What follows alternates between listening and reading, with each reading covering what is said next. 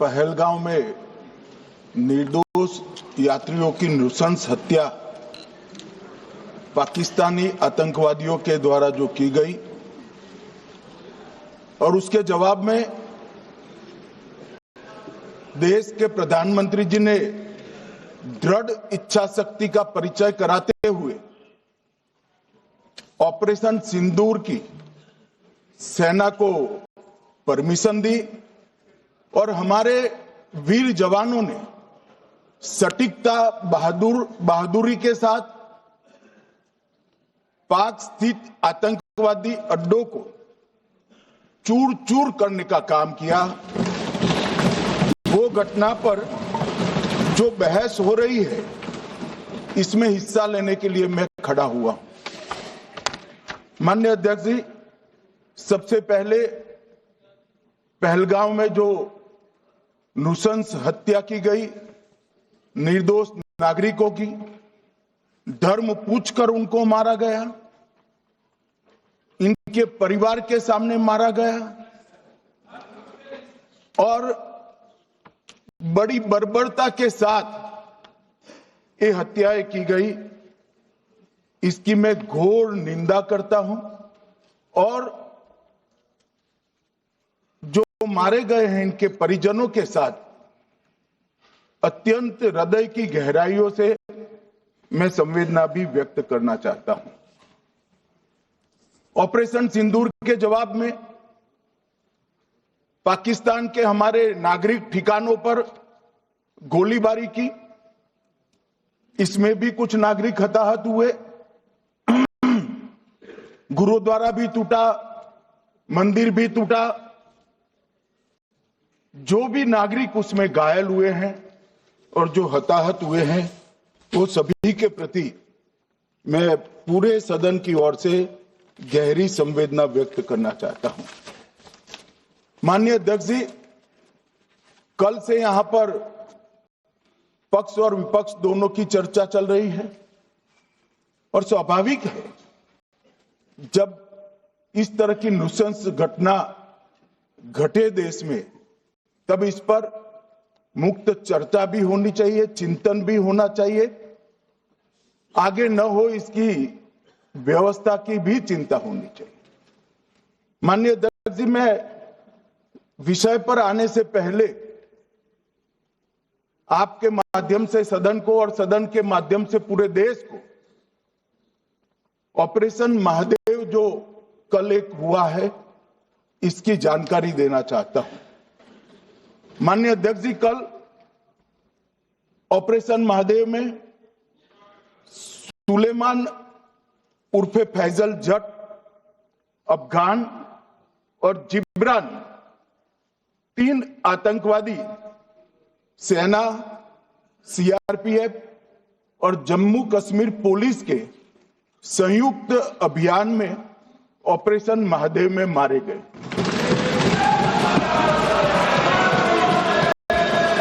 और माननीय अध्यक्ष जी, ये जो सुलेमान है ए श्रेणी का लश्कर तोयबा का कमांडर था पहलगांव हमले में और गगनगिर आतंकी हमले में वो लिप्त था। इसके ढेर सारे सबूत हमारी एजेंसियों के पास है। अफगान ए श्रेणी का लश्कर तैयबा का आतंकवादी था और जिब्रान भी ए ग्रेड आतंकवादी था। और माननीय अध्यक्ष जी, मैं सदन को और सदन के माध्यम से पूरे देश को बताना चाहता हूं, जिन्होंने बेसरन घाटी में हमारे प्रवासियों को, नागरिकों को मारा था, ये तीनों आतंकवादी ये थे और तीनों मारे गए।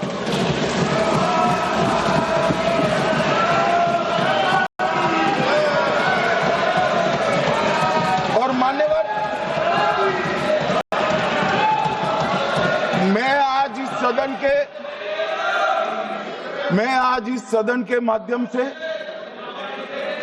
सेना के पैरा 4, सीआरपीएफ के सारे जवान जो अभियान में शामिल थे और जम्मू कश्मीर पुलिस के जो जवान थे वो सभी को सदन और पूरे देश की ओर से बहुत बहुत साधुवाद देना चाहता हूं। माननीय अध्यक्ष जी, मैं इस ऑपरेशन महादेव के बारे में थोड़ा डिटेल में बताना चाहूंगा। ऑपरेशन महादेव की शुरुआत 22 मई 2025 को, एक प्रकार से तो जिस दिन हत्या हुई थी उसी दिन रात को 22 मई 2025 को हुई। जिस दिन हत्या हुई थी उसी दिन रात को एक सुरक्षा मीटिंग की गई थी जम्मू कश्मीर में। ये पूछ रहे थे, कोई गए नहीं, सिर्फ राहुल गांधी गए। अब आपकी आंख कौन से चश्मे से देख रही है मुझे मालूम नहीं। माननीय अध्यक्ष जी, 1 बजे हमला हुआ, मैं 5:30 बजे श्रीनगर में उतर चुका था। माननीय अध्यक्ष जी, अरे सुनो, मैं बताता हूँ ना 22 में, सुनो ना प्लीज, धैर्य रखकर सुनो, हमने आपको नहीं टोका है, सुनना पड़ेगा भाई, ऐसे नहीं चलेगा। माननीय अध्यक्ष जी, नहीं, पर बैठे बैठे मत बोलिए आप भी। माननीय अध्यक्ष जी, 23 अप्रैल को टिप्पणी मत करिए। एक सुरक्षा मीटिंग की गई। सभी सुरक्षा बल, सेना, CRPF, BSF, Jammu Kashmir police, और सबसे पहले उसमें निर्णय किया गया कि जो नृशंस हत्यारे हैं वो देश छोड़कर पाकिस्तान भाग न पाए, इसकी हमने पुख्ता व्यवस्था की और भागने नहीं दी। 22 मई को आईबी के पास एक ह्यूमन इंटेल आई और एक क्षेत्र के अंदर, दाची गांव क्षेत्र के अंदर आतंकवादियों की उपस्थिति की सूचना मिली। आईबी और सेना द्वारा दाचीकाम क्षेत्र में अल्ट्रा सिग्नल कैप्चर करने के लिए जो इंस्ट्रूमेंट हमारी एजेंसियों ने बनाए हैं, इसके द्वारा इस सूचना को पुख्ता करने के लिए मई से 22 जुलाई तक लगातार प्रयास किए गए। ठंड में ऊंचाइयों पर हमारे सेना के अधिकारी पैदल इनके सिग्नल प्राप्त करने के लिए घूमते रहे, आईबी के अफसर भी घूमते रहे, सीआरपीएफ भी घूमती रही, और मान्यवर 22 जुलाई को हमें सफलता मिली। सेंसर्स के माध्यम से आतंकवादी होने की पुष्टि मिल गई। तब 4 पैरा जो हमारी सेना का एक हिस्सा है, उसकी नेतृत्व में 4 पैरा के जवान, सीआरपीएफ के जवान और जम्मू कश्मीर पुलिस के जवान मान्यवर एक साथ ये आतंकवादियों को घेरने का काम किया। सेना, सीआरपीएफ, जम्मू कश्मीर पुलिस की मीटिंग भी की गई। जो 5 ह्यूमन एसेट से उनको भी वहां भेजा गया, और कुल मिलाकर कल जो ऑपरेशन हुआ, इसमें हमारे निर्दोष नागरिकों को मारने वाले तीनों आतंकी मौत के घाट उतार दिए। मान्यवर, तीनों के नाम मैंने बताए हैं, सुलेमान उर्फे फैजल जट, अफगान और जिब्रान। मान्यवर, वो तो एक आशंका थी कि यही लोगों ने घटना की है, मगर मैं बाद में एनआईए की जांच पर आता हूं, एनआईए ने पहले से ही इनको, जिन्होंने आसरा लिया था, वो लोगों को गिरफ्तार कर रखा था। उनको खाना पहुंचाने वाले लोगों को अपने कब्जे में रखा था। तो जब आतंकवादियों के शव श्रीनगर आए, इनसे पहचान कराई गई। 4 लोगों ने पहचान लिया, यही 3 लोग थे जिन्होंने पहलगांव में आतंकी घटना को। मगर हमने इस पर भी भरोसा नहीं किया मान्यवर, कोई जल्दबाजी नहीं की। हमने जो आतंकी घटना स्थान से कारतूस मिले थे, वो कारतूस का एफएसएल रिपोर्ट पहले से करा कर रखा था, और चंडीगढ़ सेंट्रल एफएसएल के अंदर बैलिस्टिक रिपोर्ट के आधार पर उनका रिपोर्ट तैयार था। जब ये कल आतंकवादी मारे गए, इनकी 3 राइफलें पकड़ी गई। एक M9 अमेरिकन राइफल थी और 2 AK-47 राइफल थी। जो कारतूस मिले थे वो भी M9 और AK-47 के भी थे, मगर हमने इससे भी संतोष नहीं माना। ये राइफलों को एक विशिष्ट विमान के द्वारा कल रात को 12 बजे चंडीगढ़ पहुंचा गया और पूरी रात फायरिंग कर इसके भी खाली खोखे जनरेट किए गए। 2 खोखों का मिलान किया गया, राइफल की नाली और निकले हुए खोखों का भी मिलान हो गया। तब ये तय हो गया कि इन्हीं 3 राइफलों से हमारे निर्दोष नागरिक मारे गए। और मान्यवर, आज मैं सदन को बताते हुए बहुत खुश हूं। मोदी जी ने ऑपरेशन सिंदूर कर आतंकवादियों को जिन्होंने आतंकवादियों को भेजा था, उनके आकाओं को जमीन में मिलाने का काम किया था।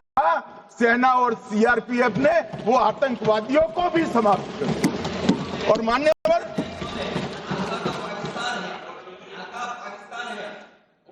कौन पाकिस्तान से आपकी बात होती है क्या? अरे बैठ जाओ भाई।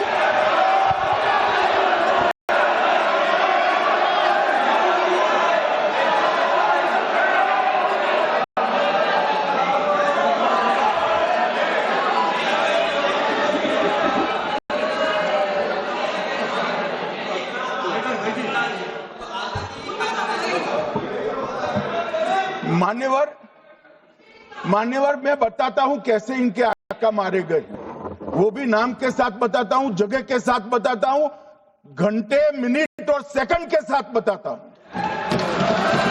मान्यवर, मैं तो अपेक्षा करता था कि जब ये सूचना सुनेंगे पक्ष विपक्ष में खुशी की लहर दौड़ जाएगी, मगर ये स्याही पड़ गई इनके चेहरे। क्या है मान्यवर, इस तरह की पॉलिटिक्स? भाई, आतंकवादी मारे गए, आपको इसका भी आनंद नहीं है?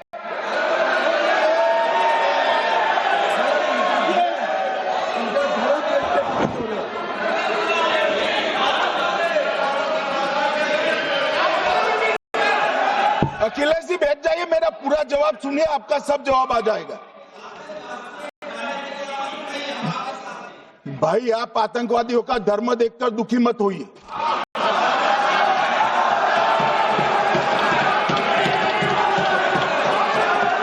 अखिलेश बैठ जाइए यार।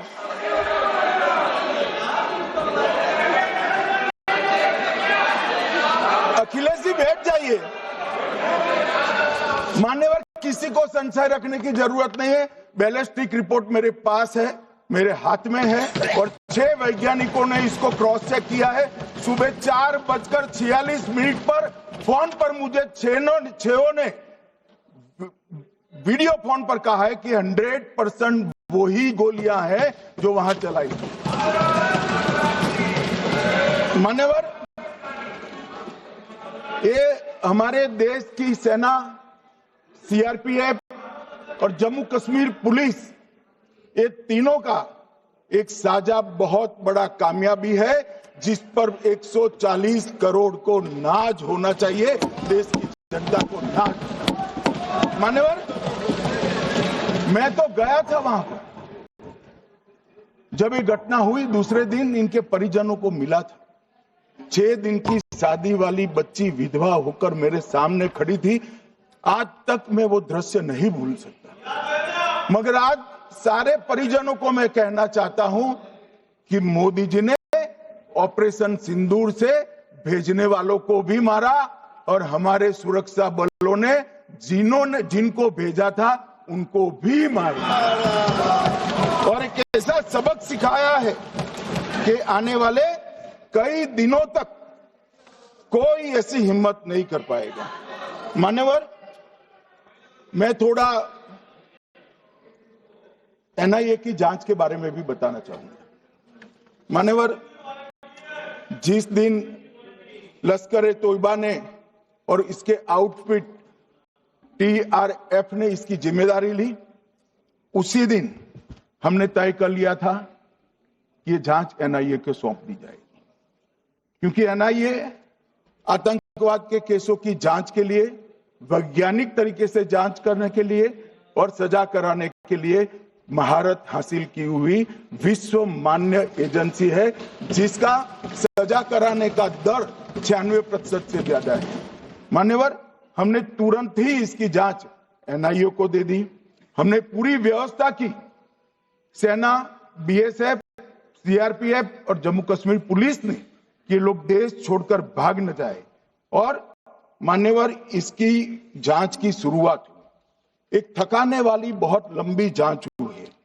जांच के दौरान मृतक के परिजन जो साथ में थे, उनको सभी को चर्चा किए गया। पर्यटकों, खच्चर वालों, पोनी वालों, फोटोग्राफर, कर्मचारियों, विभिन्न दुकान में काम करने वाले लोगों, कुल मिलाकर 1055 लोगों की लंबी 3000 घंटे से ज्यादा पूछताछ इंफॉर्मेशन के लिए की गई और इस सबको वीडियो पर रिकॉर्ड कर दिया गया। और बाद में इसके आधार पर स्केच बनाया गया और ढूंढते 22/6/25 को एक बशीर की पहचान की गई और परवेज की पहचान की गई, जिन्होंने आतंकवादी घटना के अगले दिन आतंकवादियों को शरण दी थी। उनको अपने ढोक में रखा था। वो दोनों को गिरफ्तार कर लिया गया। अब वो हमारी कस्टडी में है। दोनों गिरफ्तार अपराधियों ने खुलासा किया कि 21/4/25 की रात को 8 बजे 3 आतंकवादी बेसरन से लगभग 2 किलोमीटर दूर स्थित परवेज ढोक में आए थे। आतंकवादियों के पास AK-47 और M9 कार्बाइन थी। जो 2 आतंकवादियों ने काली पोशाक पहनी थी और एक ने छद्म वेश किया था। खाना खाया, चाय पी और ढोक से निकलते वक्त कुछ खाना, नमक, मिर्च और मसाले लेकर वो चले गए।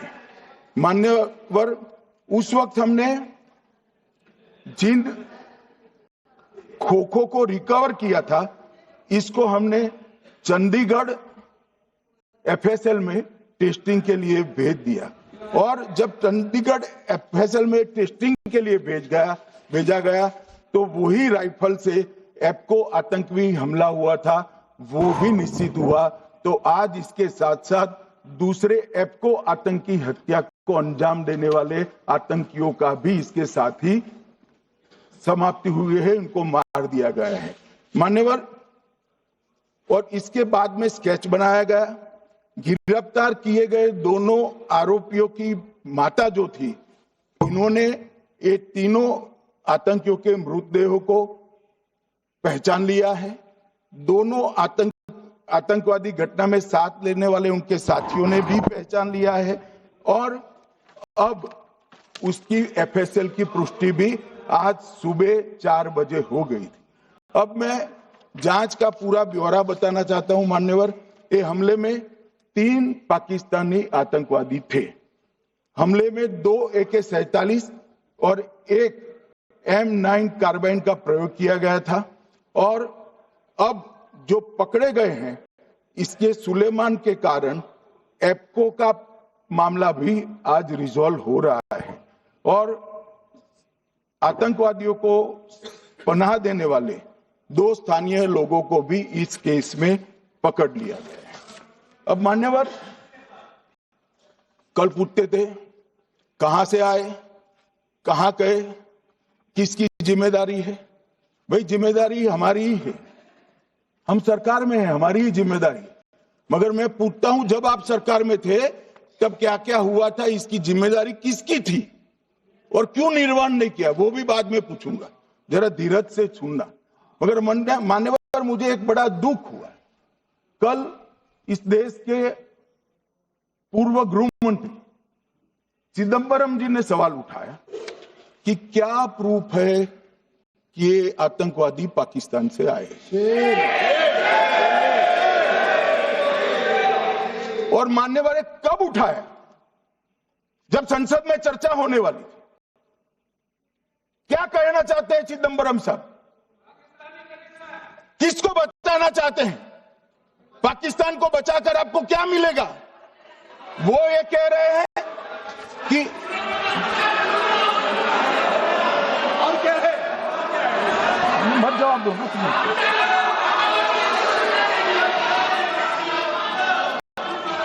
मान्यवर हमारे पास, मैं आज चिदंबरम साहब को कहना चाहता हूं, मैं आज चिदंबरम साहब को आपके माध्यम से कहना चाहता हूं, हमारे पास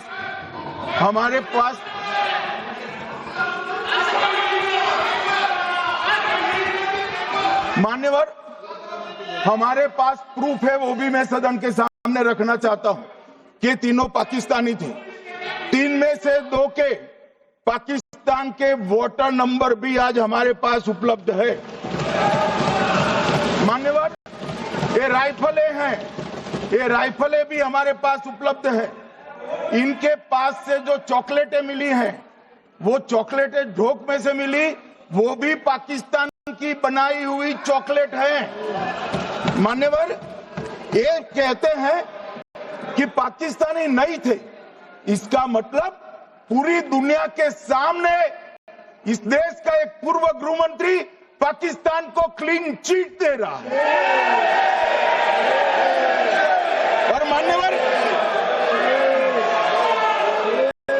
और मान्यवर वो पाकिस्तानी आतंकवादी नहीं थे, ऐसा बोलकर श्री चिदंबरम अगर पाकिस्तानी आतंकवादी नहीं थे तो पाकिस्तान पर हमला क्यों किया, वो भी सवाल खड़ा कर रहे हैं। मान्यवर आज पूरी दुनिया ने हमारे संसद सदस्य गए थे, स्वीकारा था कि हमला पाकिस्तान ने किया है, और इस देश का गृह मंत्री जो कांग्रेस पार्टी से आता है वो कहता है कि क्या सबूत है। अरे मुझसे मांगते, मैं दे देता, टीवी से मांगते हैं, पूरी दुनिया के सामने उजागर करते हैं, सब सुबह खड़ा करते हैं।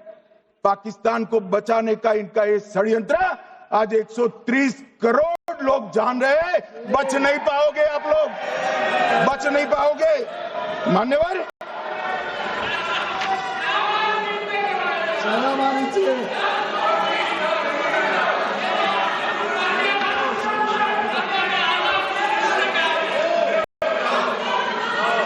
मान्यवर अब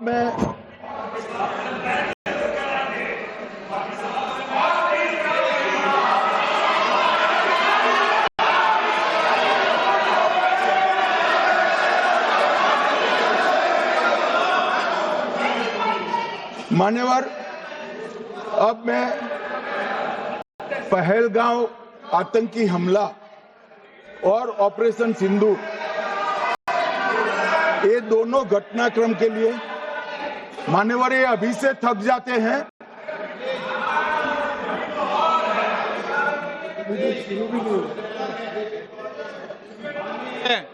प्लीज बैठिए।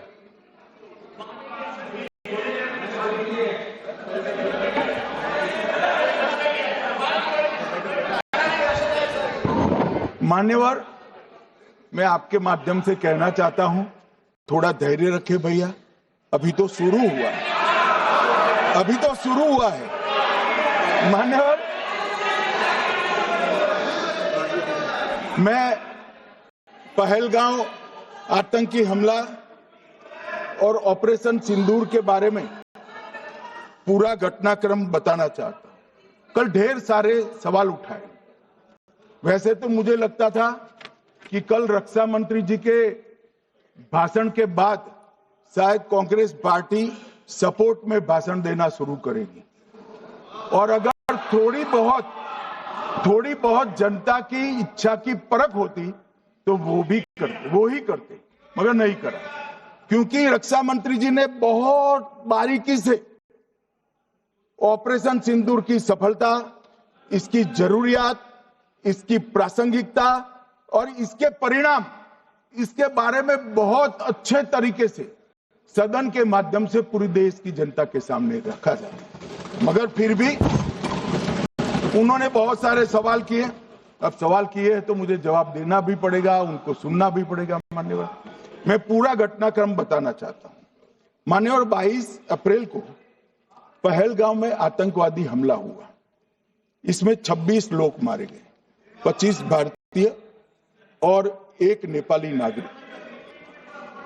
हमने उसी वक्त मैं श्रीनगर जाने के लिए निकल गया। रात को ही सुरक्षा बलों की मीटिंग कर ये भाग न पाए इसकी व्यवस्था की। माननीय मोदी जी ने 23 और 30 अप्रैल को सीसीएस की मीटिंग चेयर की। ये कह रहे हैं, मैं आज बताना चाहता हूं कि सीसीएस की 23 अप्रैल की मीटिंग में क्या हुआ। सबसे पहला कांग्रेस पार्टी का ब्लंडर था सिंधु जल संधि, इसको स्थगित करने का काम नरेंद्र मोदी जी ने। हमने अटारी के माध्यम से एकीकृत जांच चौकी जो चलती थी उसको बंद कर दिया। पाकिस्तानी नागरिकों के सार्क वीजा को सस्पेंड कर सभी को वापस पाकिस्तान भेजने का काम किया। पाकिस्तान स्थित उच्चायोग ने रक्षा, सैन्य, नौसेना के सलाहकारों को अवांछनीय व्यक्ति घोषित किया। संख्या को 55 से घटाकर 30 किया और सीसीएस ने ये संकल्प लिया कि जहां पर भी ये आतंकवादी छुपे हैं उनको और उनकी ट्रेनिंग करने वाले अड्डों को सेना, पुलिस, सीआरपीएफ, बीएसएफ उचित जवाब देगी। मान्यवर, जिस तारीख को ये हुआ उसी दिन ये निर्णय हो चुका। मान्यवर, इसके बाद में कल गोगाई जी कहते थे मोदी जी 24 को पहलगाम जाने की जगह बिहार गए। सुनो यार। मान्यवर, मोदी जी जब ये पहलगाम घटना हुई यहां नहीं थे, विदेश में थे। आने के बाद तुरंत सीसीएस बैठक की और मोदी जी जिस दिन बिहार गए उस दिन पहलगाम में कुछ नहीं, कोई नहीं था, सिर्फ राहुल गांधी थे। सारे लोग चले गए थे, सारे लोग वहां से अपने अपने ठिकाने पर चले गए थे। मगर इन्होंने एक बात कही, उस पर मेरी आपत्ति है। मान्यवर, उन्होंने कहा 24 अप्रैल को चुनावी भाषण किया।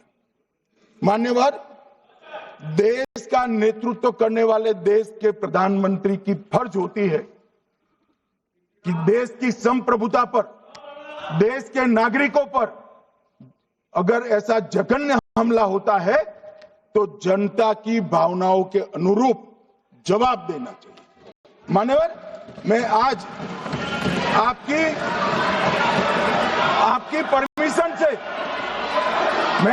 परमिशन से मोदी जी के बिहार भाषण के कुछ अंश पढ़ना चाहता हूं।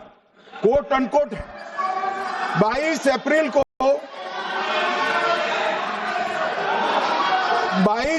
को पहलगाम का यह हमला केवल निहत्थे पर्यटकों पर नहीं बल्कि पूरे भारत की आत्मा पर एक दुस्साहसपूर्ण प्रहार है। आतंकवाद के प्रति दृढ़ और कड़ा रुख, आतंकियों और इसके हमले की साजिश रखने वालों की कल्पना से भी बढ़कर उनको सजा दी जाए। मान्यवर, महत्वपूर्ण है आतंकियों और इसकी साजिश रचने वाले दोनों को। आतंकियों की बची खुची जमीन भी मिट्टी में मिलाने का समय आ गया है।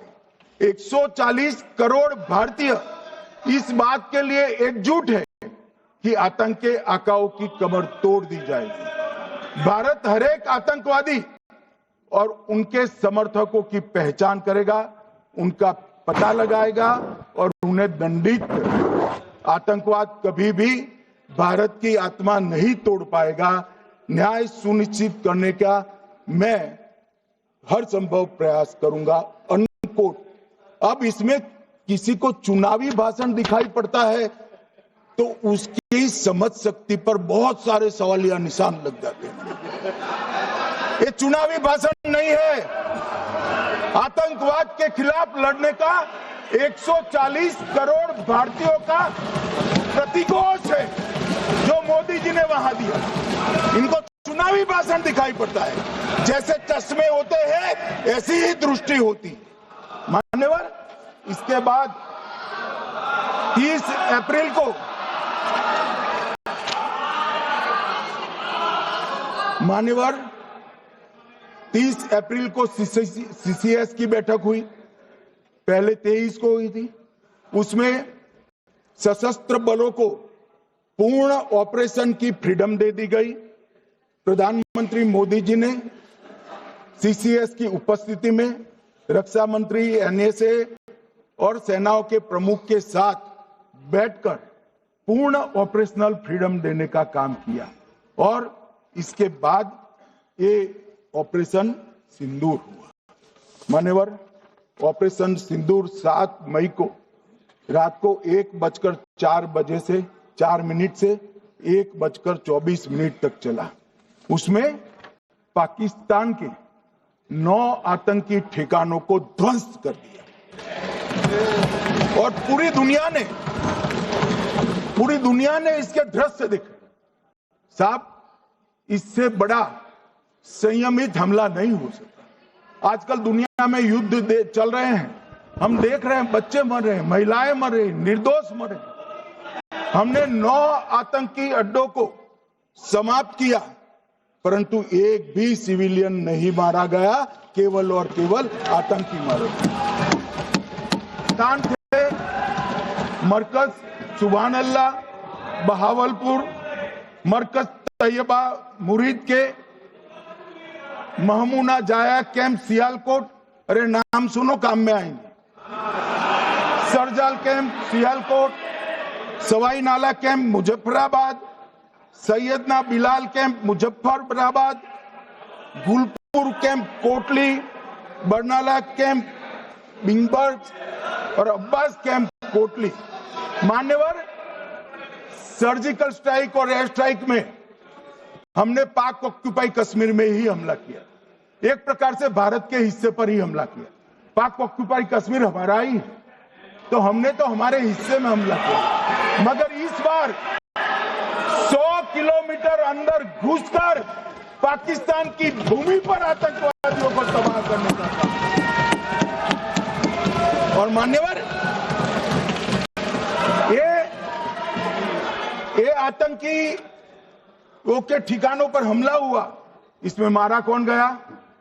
हाफिज मोहम्मद जमील जैसे मोहम्मद के प्रमुख मौलाना मसूद अजहर के बहनोई, मुदस्सर खादियान, मरकज तैयबा मुरीद का प्रमुख याकूब मलिक, जेएम पदाधिकारी मोहम्मद हमसा जमील, जेएम ऑपरेटिव मोहम्मद यूसुफ अजहर गंभीर रूप से घायल था, फिर मारा गया। जैसे मोहम्मद का आमिर मोहम्मद हसन खान गंभीर रूप से घायल था, फिर मारा गया। जेएम ऑपरेटिव मोहम्मद हसन गंभीर रूप से घायल हुआ। अब्दुल मलिक, खालिद अबू अक्स और नोएम मलिक, इनका कोई पता ठिकाना नहीं। और मान्यवर, ये पूछते थे मुझे कल कि पहलगांव के दोषी कहां गए? वो पहलगांव के दोषी कहां गए? ये जो मैंने, अरे सुनो ना यार, ये जो 10 मैंने नाम पढ़े हैं, इसमें से 8 ये चिदम्बरम एंड कंपनी के समय में आतंकवादी घटना घटाने वाले लोगों को नरेंद्र मोदी जी ने ये हमें पूछते हैं कहां गए? अरे भाई, आपके समय में जो छुप गए थे उनको चुन कर हमारी सेना ने समाप्त कर दिया है। और ये 10 नहीं,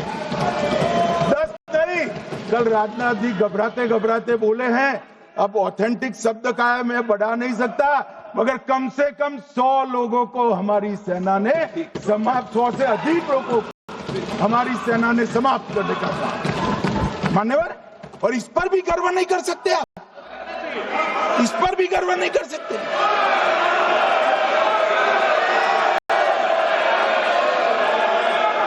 मान्यवर,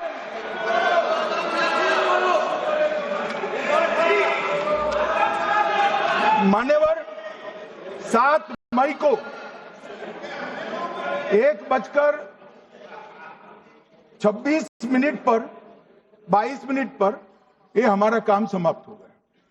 हमारे डीजीएमओ ने उनके डीजीएमओ को बता दिया कि भाई हमने आतंकवादी हमलों पर स्थानों पर सिर्फ हमला किया है, इनके हेडक्वार्टर पर हमला किया है, जो हमारा आत्मरक्षा का अधिकार है। पूरी दुनिया इसको एक्नॉलेज करती है। ऐसा नहीं हो सकता है मनमोहन सिंह के समय की तरह कि वो आकर मारेंगे और हम चुपचाप बैठे रहेंगे और जाकर चर्चा करेंगे। ये नरेंद्र मोदी सरकार, ऐसा नहीं हो सकता। डोजियर भेजते रहेंगे। मान्यवर, उरी में हमला हुआ, हमने सर्जिकल स्ट्राइक किया। पहलगाम में हमला हुआ, एयर स्ट्राइक करा, और अरे पुलवामा में हुआ, एयर स्ट्राइक करा, और पहलगाम में हमला किया। 100 किलोमीटर अंदर जाकर 9 अड्डों और 100 से ज्यादा आतंकवादी को समाप्त। मान्यवर, अब देखिए, हमने तो हमला किया था पाकिस्तान स्थित टेररिस्ट ठिकानों। अब पाकिस्तान से गलती हो गई। टेररिस्ट ठिकानों पर जो हमला किया था उसको वो अपने पर का हमला मान बैठे और पूरी दुनिया में कहते थे कि हमारा टेररिज्म से कोई लेन देन नहीं है। ये तो अब ऐसे ही ग्रुप करते, हम तो विक्टिम है, जो मनमोहन सिंह ने सर्टिफाइड भी कर दिया था कि ये भी विक्टिम है। मान्यवर, मगर दूसरे दिन इनकी श्रद्धांजलि का कार्यक्रम हुआ और पाकिस्तान को मालूम नहीं पड़ा कि ये पूरी दुनिया देखेगी।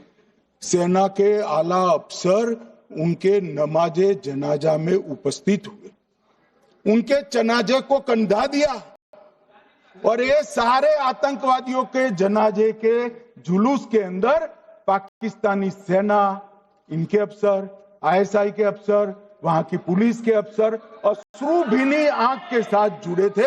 और मान्यवर, ये सिंदूर ने पाकिस्तान को पूरी दुनिया में एक्सपोज कर दिया कि पाकिस्तान के अंदर टेररिज्म स्टेट स्पॉन्सर्ड टेररिज्म है।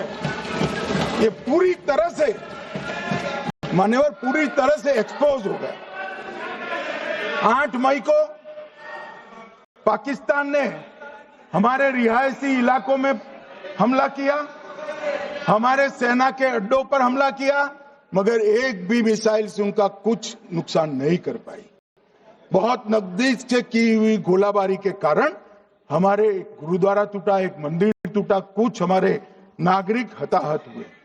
और दूसरे दिन 9 मई को मोदी जी ने सेना को हुक्म दिया, एक मीटिंग करी। राजनाथ जी, मोदी जी, एनएसए, सेना के सारे अध्यक्ष, और जवाब देने का तय किया और उनके 11 एयरबेस को क्षतिग्रस्त करने का काम किया। मान्यवर, 8 एयरबेस इतने सटीक तरीके से तोड़े गए, पाकिस्तान की पूरी एयर डिफेंस सिस्टम धरी की धरी रहेगी, कुछ नहीं कर पाई। नूर खान चकलाला एयरबेस तोड़ दिया गया, मुरीद तोड़ दिया गया, सुगुर्दा तोड़ दिया गया, रफीकी तोड़ दिया गया, रहीम यार खान तोड़ दिया गया, जकोबाबाद तोड़ दिया गया, सुक्कुर और भोलारी भी तोड़ दिया और सुक्कुर, लाहौर, अरिफवाला, चुनेन, जकोबाबाद और नया चोर, ये 6 रडार सिस्टम भी उनके पूरी तरह से ध्वस्त कर दिए। 2 surface to air guided weapon Lahore और ओकारा में इनका जखीरा भी समाप्त कर दिया गया। और मान्यवर,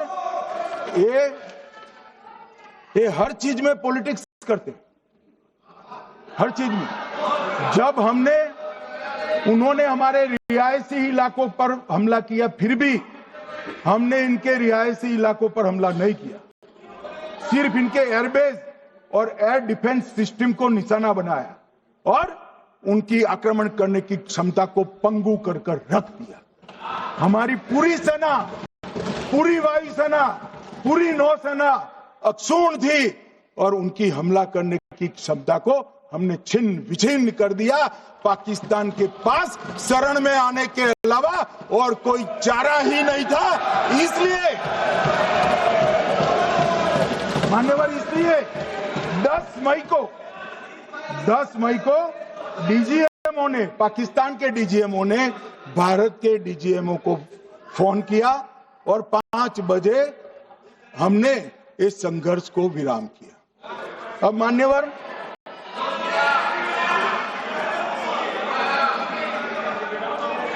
ये लोग कल सवाल उठा रहे थे कि इतनी अच्छी पोजीशन में थे, आपने युद्ध क्यों नहीं किया? युद्ध के कई परिणाम होते हैं मान्यवर, करना न करना वो सोचकर करना पड़ता है। मगर मैं इसी देश के इतिहास से कुछ घटनाएं बताना चाहता हूं। 1948 में मान्यवर, कश्मीर में हमारी सेनाएं निर्णायक बढ़त पर थी।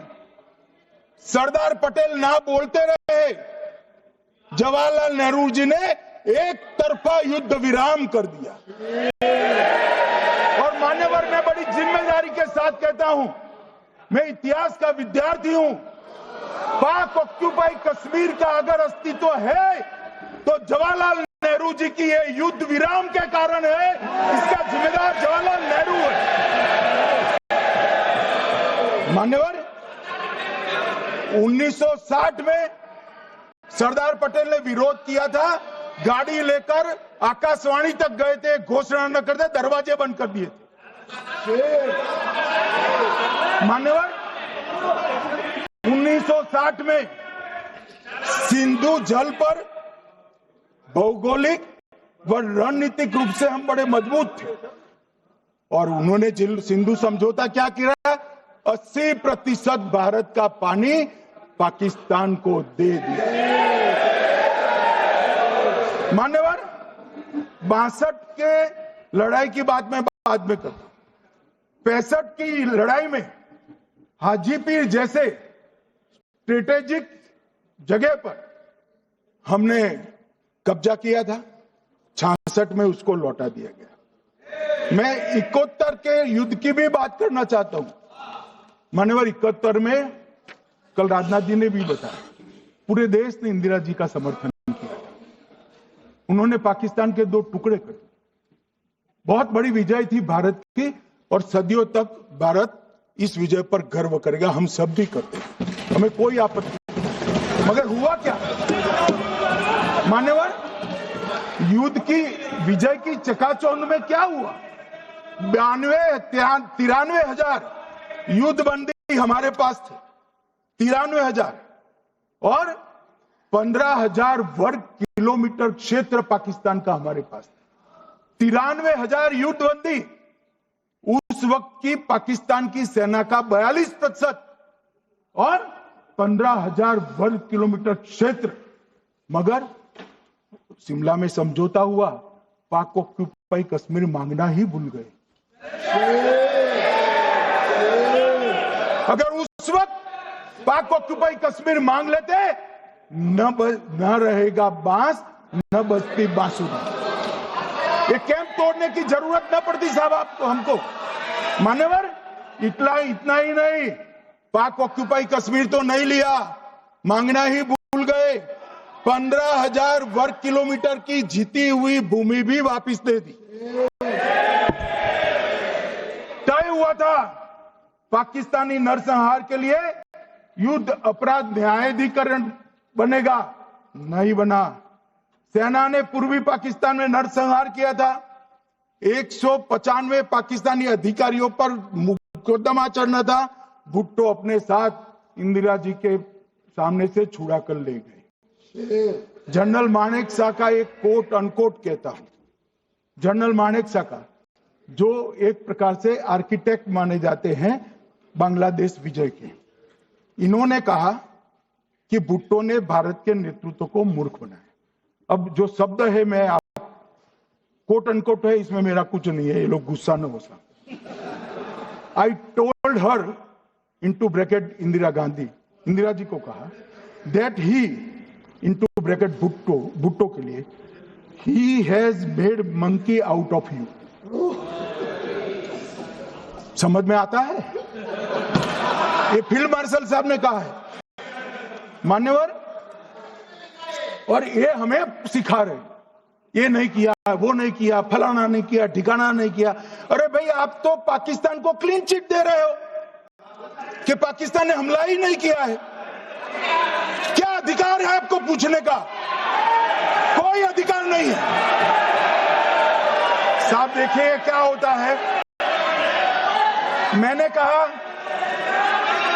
कहा पाकिस्तान को क्लीन चिट दे रहे हो, तो कनी मोदी जी कह रही है कि हम नहीं दे रहे हैं। कनी मोदी जी, माननीय अध्यक्ष जी, आपके माध्यम से मैं कनी मोदी को बताना चाहता हूं, माननीय सदस्य जी को, कि वो कह रही है हमने नहीं दिया, मगर जिसके साथ बैठते हो उसका दोस्त तो आपके सर पर आएगा ना। चिदम्बरम जी कर रहे हैं, आपके राज्य से है, कांग्रेस के प्रमुख नेता है, देश के पूर्व गृह मंत्री कह रहे हैं कि पाकिस्तान ने आतंकवादी नहीं भेजे थे। क्या क्लीन चिट देना चाहते? किसी को अधिकार नहीं है साहब यहां आतंकवाद पर बोलने का, किसी को अधिकार नहीं। मान्यवर, मैं अब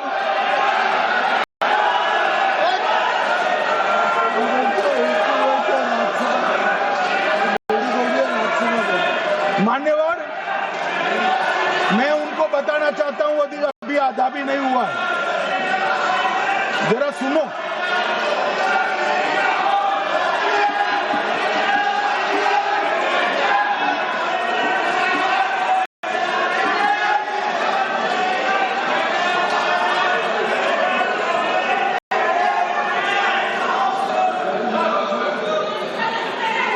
मान्यवर, 62 के चीन में क्या हुआ, 62 के युद्ध में क्या हुआ? मन ये अभी कल कुछ कांग्रेस के सदस्य चीन का सवाल पूछ रहे थे, मैं आज पूछना चाहता हूं 62 के युद्ध में क्या हुआ? 38,000 वर्ग मीटर, पूरा सदन ध्यान से सुने, 38,000 वर्ग मीटर अक्साई चीन का हिस्सा चीन को दे दिया गया। और वर्ग किलोमीटर ही बोला, वर्ग किलोमीटर। और मान्यवर, ऐसी ही चर्चा उस वक्त सदन में हुई। मैं तो बड़ी गंभीरता से जवाब दे रहा हूं, मुझे बोलने नहीं देते। जवाहरलाल नेहरू जी ने क्या कहा? वहां घास का एक तिनका भी नहीं उगता है, वो जगह को क्या करे। तो एक संसद सदस्य ने, नेहरू जी का सर मेरे जैसा था, महावीर प्रसाद त्यागी जी ने कहा कि आपके सर पर भी एक बाल नहीं, वो चीन बेच दे क्या? मान्यवर इस तरह से जवाब देते थे, नॉन सीरियस टाइप के जवाब। और कल गोगोई जी बड़ा बड़ा उछल उछल कर बोल रहे थे। अरे गोगोई जी, आपको मालूम है उन्होंने चीन के बारे में, आसाम के बारे में क्या क्या था? आसाम को आकाशवाणी पर बाय बाय कह दिया। रिकॉर्डिंग है, रिकॉर्डिंग है।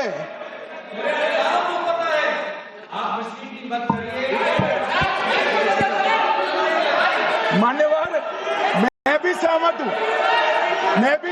हूं, पूरे आसाम को पता है। मान्यवर,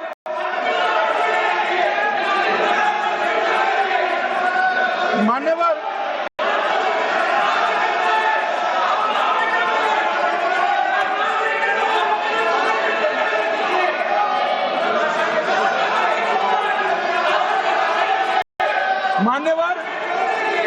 मुझे मालूम है पूरे आसाम को पता है, इसीलिए तो वो विरोध पक्ष में बैठे हैं वहां पर आसाम में, पूरे आसाम को पता है।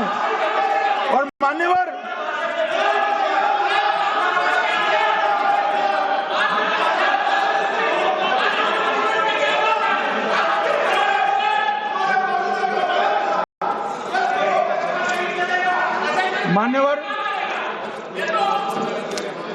मान्यवर, जोर से बोलने से सत्य को छिपाया नहीं जा सकता।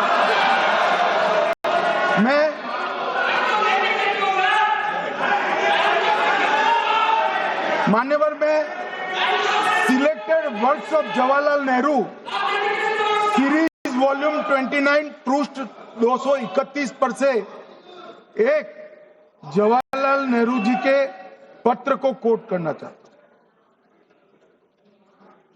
अनौपचारिक रूप से संयुक्त राज्य अमेरिका ने यह सुझाव दिया कि चीन को संयुक्त राष्ट्र में तो ले लिया जाए, मगर सुरक्षा परिषद को नहीं।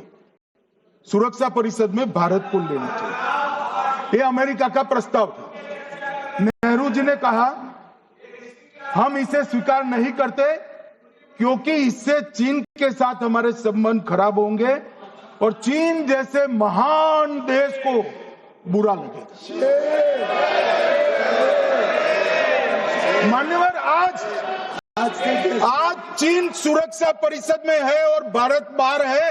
मोदी जी प्रयास करें अंदर ले जाने का। इसका कारण जवाहरलाल नेहरू का ये स्टैंड है।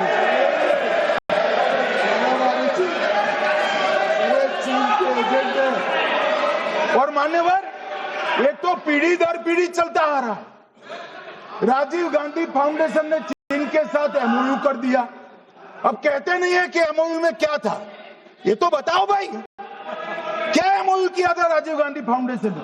और जब डोकलाम में हमारे सेना के जवान चीन की सेना के सामने आंख में आंख डालकर बैठे थे, वो चीन के राजदूत के साथ राहुल गांधी मीटिंग कर रहे थे।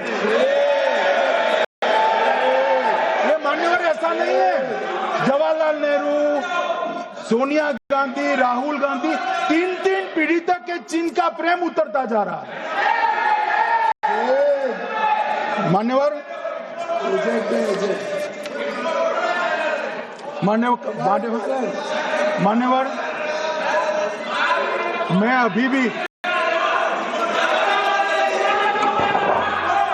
मैं अभी भी एक बात इस महान सदन के माध्यम से देश की जनता को कहना चाहता हूं, जो मेरी मान्यता है। ये सारी आतंकवाद की जड़ पाकिस्तान है और पाकिस्तान कांग्रेस पार्टी की भूल है। पार्टीशन स्वीकार न करते, पाकिस्तान कभी न होता। इन्होंने पार्टीशन को स्वीकार कर देश को तोड़ा है। मान्यवर, कल विदेश मंत्री जी बता रहे थे शर्म अल शेख सम्मेलन का बलूचिस्तान ब्लंडर, जिसने पाकिस्तान को हमारे साथ चर्चा करने के लिए इक्वल फुटिंग पर ला दिया।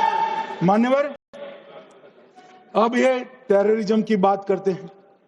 मैं इसमें भी पूरे देश की जनता को टेररिज्म की विगत 20 साल की स्थिति से अवगत कराना चाहता हूं। मान्यवर,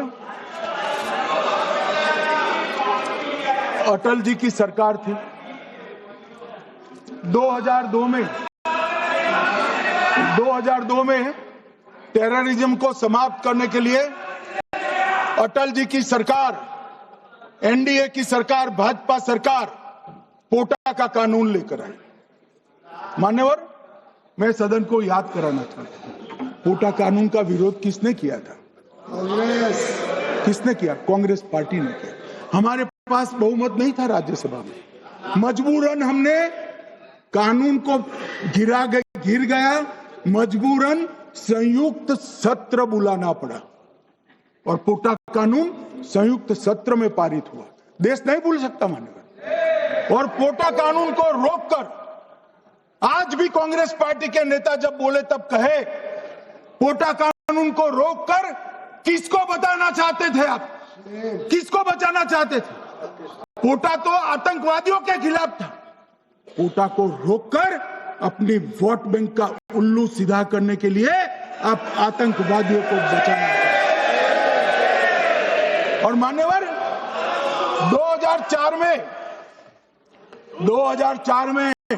अटल जी की सरकार गई, मनमोहन सिंह, सोनिया गांधी की सरकार आई। आते ही पहला काम क्या किया मान्यवर? पहली ही कैबिनेट में पोटा कानून को रद्द कर दिया। मैं फिर से पूछता हूं, किसके फायदे के लिए कांग्रेस पार्टी ने पोटा कानून रद्द किया? जवाब दीजिए जरा यहां पर। और मान्यवर, इसके बाद क्या हुआ? 2004 के दिसंबर में पोटा कानून रद्द हुआ। 2005 में अयोध्या में रामलल्ला के टेंट पर हमला हुआ, आतंकवादी मारे गए। मुंबई लोकल ट्रेन 2006-5 में रामलल्ला पर हमला, 6 में मुंबई ट्रेन में बम धमाके 187 लोग मारे गए। 2006 डोडा उधमपुर में हिंदुओं पर हमला, 34 लोग मारे गए। 2007 हैदराबाद 44 लोग मारे गए। 2007 यूपी लखनऊ वाराणसी 13 लोग मारे गए। रामपुर सीआरपीएफ कैंप, वहां पर हमला हुआ 2008 में। 2008 में श्रीनगर के आर्मी के काफिले पर हमला हुआ, 10 सुरक्षा बल मारे गए। मुंबई आतंकी हमला 2008 में हुआ, 246 लोग मारे गए।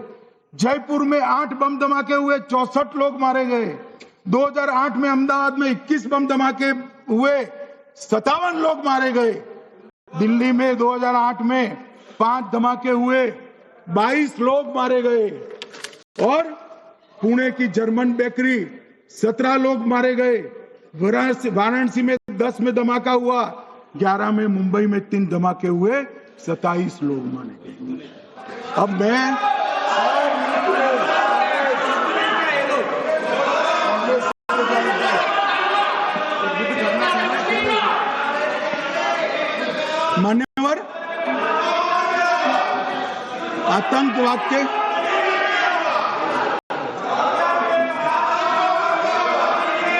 मान्यवर, आतंकवाद के खिलाफ लड़ाई होती, कभी वो हमला करते हैं, मगर सवाल ये है कि इन्होंने 5 से 11 के बीच में 27 जघन्य हमले किए, 1000 के करीब लोग मारे गए। आपने क्या किया? क्या किया आपने? जवाब दीजिए, क्या किया? और मैं राहुल गांधी जी को चैलेंज देना चाहता हूं, इन्होंने इस आतंकवादी हमलों के खिलाफ उनकी सरकार ने जो कदम उठाए, यहां खड़े रहकर हिम्मत से बताए देश की जनता को। कुछ नहीं किया मान्यवर। ये यहां से आतंकवादियों की फोटो पाकिस्तान भेजते रहे, डोजियर भेजते रहे। और मान्यवर ये कहते हैं कि आपके समय में भी हमले हुए। मैं उनको अंतर समझाना चाहता हूं, वो देख नहीं पा रहे। मान्यवर, हमारे समय में जो भी आतंकवादी घटना हुई, पाक प्रेरित और कश्मीर सेंट्रिक हुई। देश के हिस्से में 2004 से 2014 से 2025 तक एक भी घटना नहीं हुई है मान्यवर। ये नरेंद्र मोदी सरकार है मान्यवर। और कश्मीर में भी आज स्थिति ऐसी हुई है, उनको पाकिस्तान से आतंकवादी भेजने पड़ते हैं। कश्मीर में आतंकवादी अब हमारे नहीं बनते मान्यवर। और मैं सलमान खुर्शीद जी को भी याद करना चाहता हूं। एक बार मैंने बड़े सवेरे में नाश्ता करता था, टीवी पर उनको रोते हुए देखा। मुझे लगा क्या हुआ, कोई बड़ी घटना हो गई। तो रोते रोते वो श्रीमती सोनिया गांधी के घर से बाहर आए कि बाटला हाउस की घटना देखकर सोनिया जी फूट फूट कर रो पड़ी। अरे रोना था तो शहीद मोहन शर्मा के लिए रोते, बाटला हाउस के आतंकवादियों के लिए रोना आता है। और मान्यवर, हमें पूछते हैं कि आपने क्या किया। कोई अधिकार नहीं है पूछने का, कोई अधिकार नहीं है मान्यवर। और ये हमें पूछते थे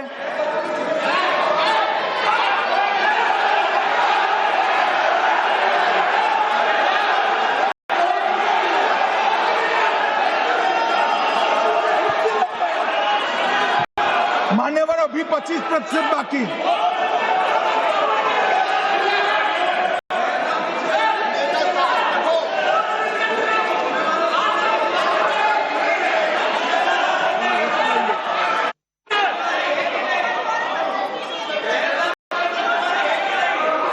बैठिए। जवाब दे रहे हैं ना आपका, जवाब दे रहे हैं आपका। पहलगांव के बाद जो घटनाक्रम घटित उसका जवाब दे दिया ना माननीय गृह मंत्री जी ने। आपने पूछा आतंकवादियों क्या हुआ, आतंकवादियों का जवाब दे दिया। क्या पूछना चाहते हैं आप? आपने हर सवाल पूछा, हर सवाल जवाब सुनिए माननीय गृह मंत्री जी।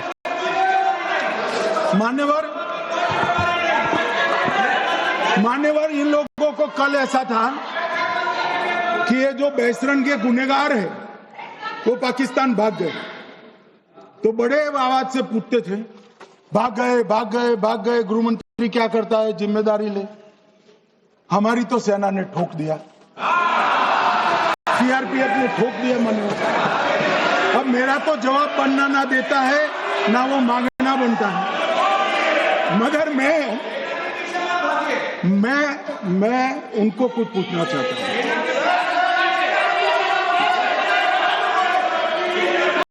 मान्यवर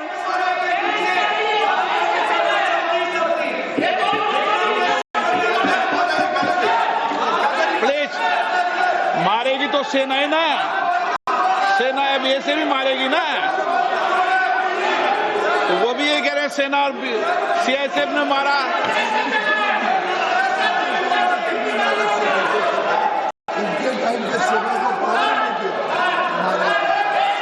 मान्यवर ये कहते हैं, साहब इसको बिठाओ जरा।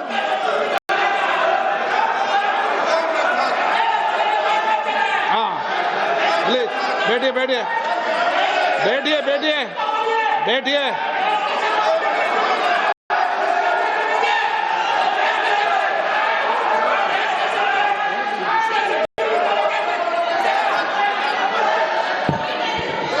सबको मान्यवर ये लोग मुद्दा उठाना चाहते हैं तो जरूर उठाए।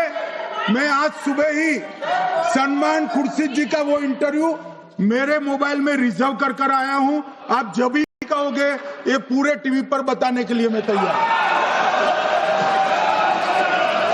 सेव कर आया हूं। इनकी इच्छा है तो कल एक समय तय करिए, यहां बता दीजिए चारों टीवी में, और देश की जनता भी देख ले।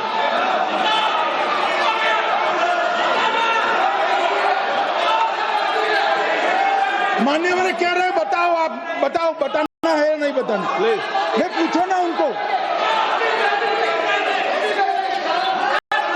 Please please.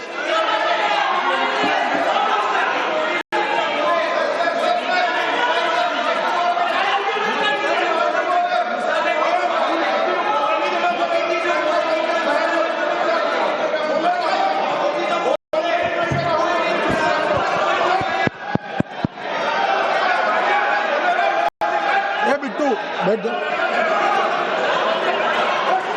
मान्यवर ये पूछ रहे थे कि क्यों भाग गए। अब मेरा समय काफी जाएगा, मैं जरा संक्षिप्त में कहता हूं, घटनाओं पर नहीं जाऊं। दाऊद इब्राहिम कासकर 1986 में भागा, श्री राजीव गांधी की सरकार। सैयद सलाउद्दीन 93 में भागा, कांग्रेस की सरकार। टाइगर मेमन 93 में भागा, कांग्रेस की सरकार। अनीस इब्राहिम कासकर 93 में भागा, इनकी सरकार। रियाज भटकल 2007 में भागा, इनकी सरकार। इकबाल भटकर 2010 में भागा, इनकी सरकार। मिर्जा सादाब बेग 2009 में भागा, इनकी सरकार। अब मान्यवर मेरा तो जवाब मांग लिया, हमारे सुरक्षा बलों ने मेरा जवाब भी दे दिया, अब राहुल गांधी इसका जवाब दे।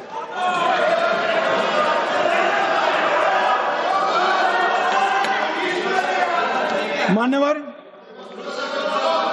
अब मैं कश्मीर के विषय में मैं बात करना चाहता हूं।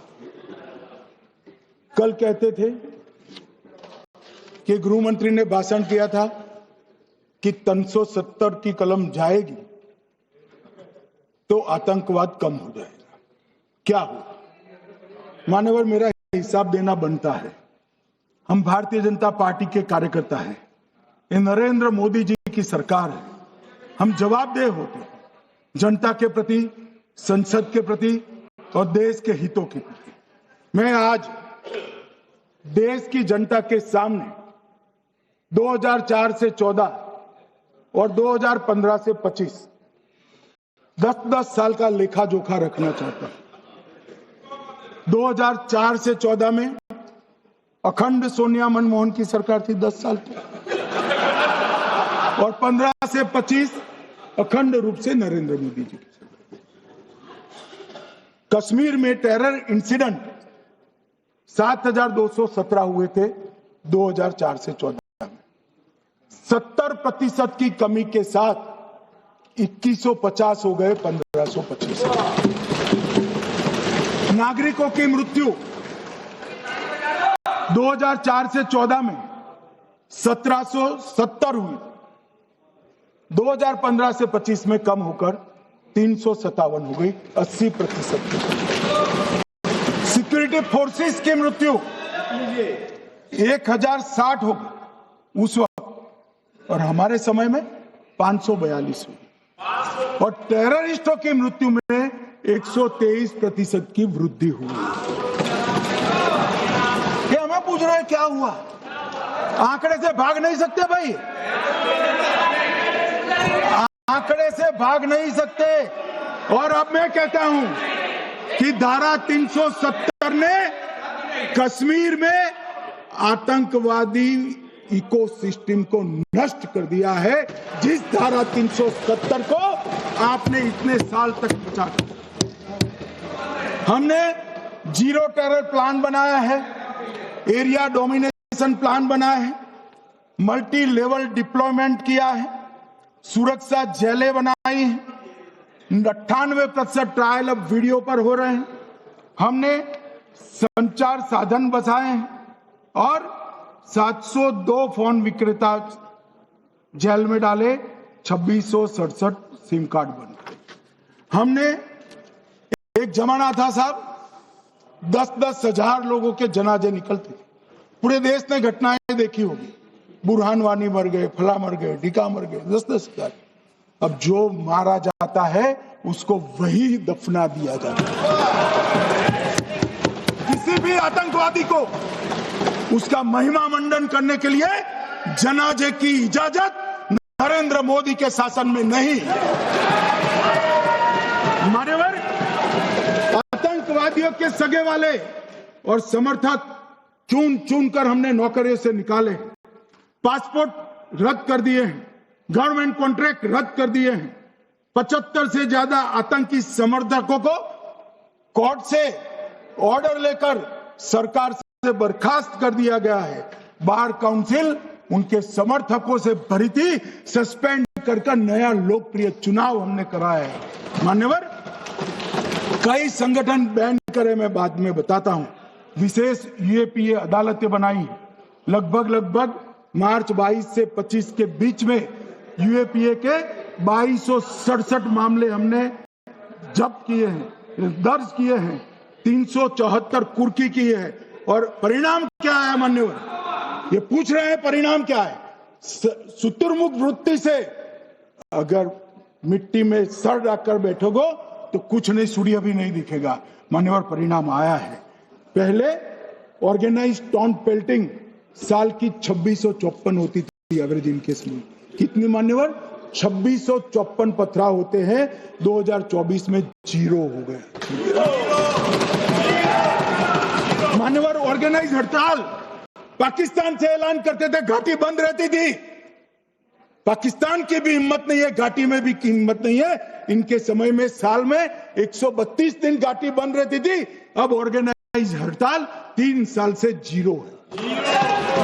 मान्यवर, टाउन पेल्टिंग में नागरिकों की मृत्यु हर साल 112 होती थी, 3 साल से नागरिकों की मृत्यु 0 है। मान्यवर, जख्मी होते थे 6235 लोग टाउन पेल्टिंग में, आज 0। मान्यवर, आज मैं बताता हूं, एक समय में हुर्रियत के नेताओं को यहाँ वीआईपी ट्रीटमेंट मिलता था। हुर्रियत के साथ चर्चा करते थे और ये हुर्रियत वाले आते थे, रेड कारपेट पूरा रोड खाली कर कर सीधा आता था और मनमोहन सरकार के दूत इनके साथ चर्चा करते थे। सारे हुर्रियत के कंपोनेंट हमने बैन कर दिए हैं, सारे जेल की सलाखों के पीछे। हम कोई हुर्रियत से बात करना नहीं चाहते। मैं सदन में नरेंद्र मोदी जी की नीति दोहराना चाहता हूं। हुर्रियत टेररिस्ट संगठनों के आउटफिट है, हम इनसे बात नहीं करेंगे।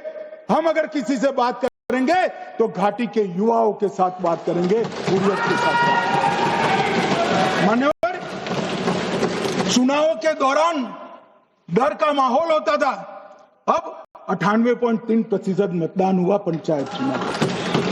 कांग्रेस की बंद बहिष्कार का समय बंद हो गया। सेपरेटिस्ट बात करना चाहते थे, अब वो नहीं कर सकते। और मान्यवर, 2019 के बाद हमने कितने संगठन बैन करे, मैं बोलना चाहता हूं, थोड़ा समय चाहिएगा मान्यवर। The TRF, people's anti fascist front, Tehreek ul Mujahideen, Jamaat ul Mujahideen Bangladesh Hindustan, Jammu Kashmir Ghaznavi force, Khalistan tiger force, Hizb ut Tahrir, जमाते इस्लामी, जो जमाते इस्लामी ने पूरे पाकिस्तान के अंदर एक प्रकार से अलगाववाद का जहर घोला, वो जमाते इस्लामी आज बंद कर दिया गया। Jammu Kashmir liberation front, Jammu Kashmir democratic freedom party, Muslim league Jammu Kashmir, Tehreek Hurriyat, Muslim conference Sumji गुट, Jammu Kashmir national front, Jammu Kashmir people's freedom league, Jammu Kashmir people's league, Jammu Kashmir Ittehadul Musalman Awami action committee, Sikh for justice और पॉपुलर फ्रंट ऑफ इंडिया को भी हमने बैन किया। और ये शांति ऐसे नहीं हुई है। और ये कहते हैं कि एक भी घुसपैठ नहीं होती है। कभी गए हो आप पाकिस्तान? तो कई बार गए हो गई आप सीमा पर गए हो? पाकिस्तान तो कई बार गए हो, फिर से बोलता हूं, सीमा पर गए हो, सीमा के माध्यम से पाकिस्तान गए हो। हमारे जवानों की कठिनाई देखो साहब, -43 डिग्री में पहाड़ पर रहकर नदी नालों के बीच में चौकी करते हैं। कोई घुस गए तो क्या हुआ? कोई घुस गया, वो बचेगा नहीं। यहाँ हम उसको या तो अरेस्ट करेंगे या तो एनकाउंटर में वो मारा जाएगा, बचेगा कोई नहीं। इनको सीमा की भौगोलिक कठिनाइयां मालूम नहीं।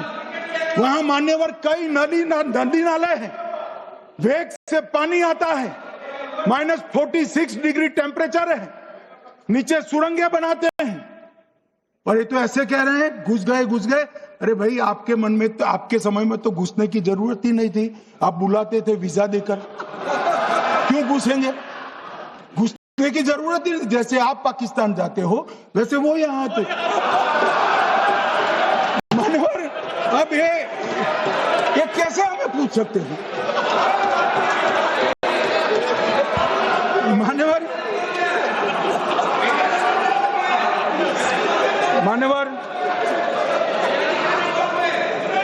मैं समझ रहा हूं मान्यवर, मैं समझ रहा हूं पोटा का विरोध करने वाले को नरेंद्र मोदी की आतंकवादी विरोधी नीति नहीं पसंद है। मैं समझ रहा हूं पोटा रद्द करने वाले को नरेंद्र मोदी जी की एंटी टेरर नीति पसंद नहीं आई। मैं समझ रहा हूं टेररिस्टों का बचाव कर वोट बैंक बनाने वालों को एक कोई नीति पसंद नहीं आएगी। मानवर, इसका विरोधी होना है। परंतु मैं आज एक बात यहाँ सदन के सामने आपके माध्यम से सदन को और दुनिया को बताना चाहता हूँ। मानवर, ये नरेंद्र मोदी सरकार है, टेररिज्म के खिलाफ हमारी जीरो टॉलरेंस की नीति है, ऑफर है और हम विजयी हो। और मान्यवर, मैं फिर से अंत में ऑपरेशन महादेव में जुड़े हुए सेना, सीआरपीएफ और जम्मू कश्मीर पुलिस के सभी जवानों को 2 हाथ जोड़कर प्रणाम कर बहुत बहुत धन्यवाद।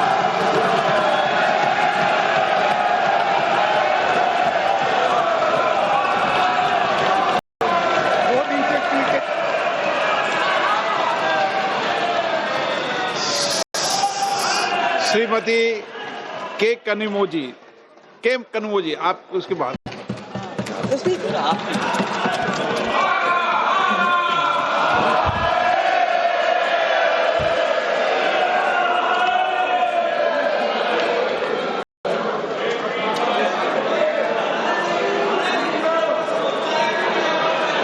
Thank you, sir. I take this opportunity. Sir, the house is not in order. Not in order. House in order.